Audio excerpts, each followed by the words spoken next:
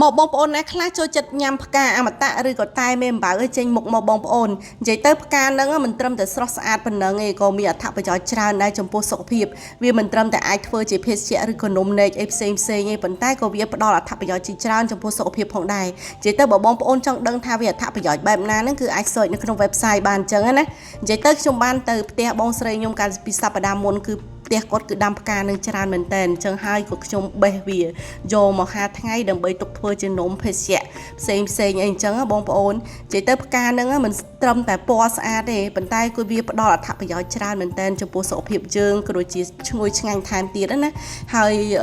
បងស្រីខ្ញុំមិនត្រឹមតែដាំផ្កាអមតៈហ្នឹងក៏មានផ្កាជាច្រើនទៀតផងដែរបងប្អូនហើយបេះបានមកថងនេះយកទៅភ្នំពេញវិញយកទៅហាថ្ងៃឲ្យក្រៀមទៅយើងអាចទុកធ្វើជាភេសជ្ជៈតែនឹងជាមួយនឹងដំឡូងស្វាយទឹកដោះគោអីក៏ឆ្ងាញ់ដែរហើយវាឆុងតែនឹងជាមួយនឹងក្រូចឆ្មាដាក់ជីអង្កាមក៏ឆ្ងាញ់ដែរបងប្អូន